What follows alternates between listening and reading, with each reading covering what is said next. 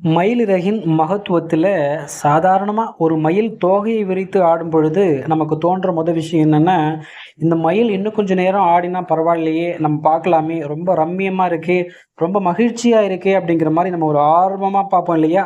அதுபோல் மயில் தெய்வத்தன்மையுடையது, தெய்வம்சம் பொருந்தியது அப்படிங்கிறதுக்கு உதாரணமே கிருஷ்ண பரமாத்மாவுடைய கிரீடத்தில் இடம் பிடித்திருக்கக்கூடியது இந்த மயிலிறகு.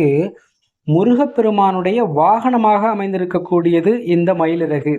இந்த மயிலிறகு இருக்கக்கூடிய இடங்கள் சுபிக்ஷமடையும். பொதுவாக தர்காக்களிலும் மசூதிகளிலும் இந்த மயிலிறகை ஒரு கட்டா வச்சுட்டு அந்த மயிலிறகால வரக்கூடியவங்களுக்கு அந்த தலையில வச்சு ஆசீர்வாதம் பண்றது, ஏதோ அந்த அஷ்டசக்திகளை விரட்டுறது, இதையெல்லாம் பண்ணுவாங்க. நேர்மறையான அதிர்வலைகளையும் நேர்மறையான பிராணத்தையும் இந்த மயிலிறகு வெளிப்படுத்துமா.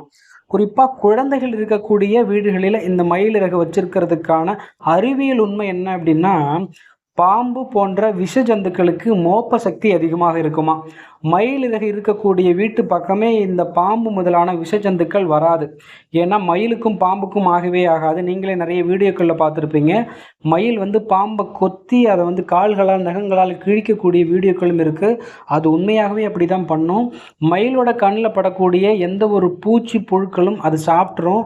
அதை பார்த்திங்கன்னா செரிக்க வச்சிரும். அப்படிங்கிறதுனால முழுக்க ஒரு குழந்தை இருக்கக்கூடிய வீடுகளில் நம்ம எவ்வளவு தான் பாதுகாப்பாக இருந்தாலும் அந்த வீடுகளுக்கு பாம்பு வரக்கூடாது, பூச்சிப்புட்டுக்கள் வரக்கூடாது, விஷஜந்துக்கள் வரக்கூடாதுங்கும் பொழுது கட்டாயமாக நம்ம மயிலிறகுங்கிறது நம்ம வச்சுக்கலாம். படுக்கை அறையில் கூட மயிலிறகு வச்சுக்கிறது அவ்வளவு ஒரு மன நிம்மதியான உறக்கங்களை கொடுக்கும்.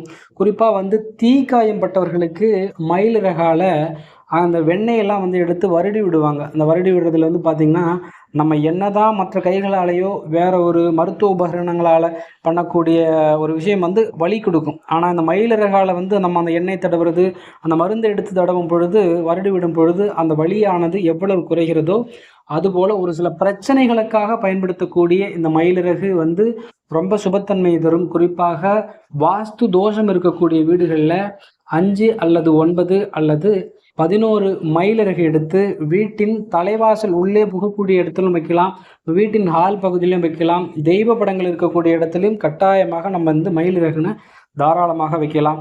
இன்னொரு விஷயம் என்னன்னா, மயிலிறகு ரொம்ப ரம்மியமான வண்ணங்கள் நிறைந்திருக்கிறது. வண்ணங்கள் அப்படிங்கிறது சுக்கிரனுக்கு உகந்தது. ஜோதிட சாஸ்திரத்தில் சுக்கிரன் வீடாகவும், ஜோதிட சாஸ்திரத்தில் சுக்கிரன் மகாலட்சுமியாகவும் இருப்பதனால இந்த மயிலிறகு இருக்கக்கூடிய வீடுகளில் தோஷங்கள் நிவர்த்தி அடையும். மயிலிறகு இருக்கக்கூடிய வீடுகளில் சுபிக்ஷமடைந்து பணம் புழங்க ஆரம்பிக்கும், மகாலட்சுமி கடாட்சம் வரும் அப்படிங்கிறது முழுமையான நம்பிக்கை. தாராளமாக உங்கள் வீடுகளில் மயிலிறகு இருந்தால் அதை கட்டாயம் நீங்கள் வச்சிருக்கலாம். மயிலிறகு இல்லாத நபர்களும் கூட மயிலிறகுகளை கிடைக்கக்கூடிய இடங்களிலிருந்து வாங்கி நீங்கள் பயன்படுத்தலாம். நன்றி. மீண்டும் ஒரு நல்ல பதிவில் சந்திப்போம்.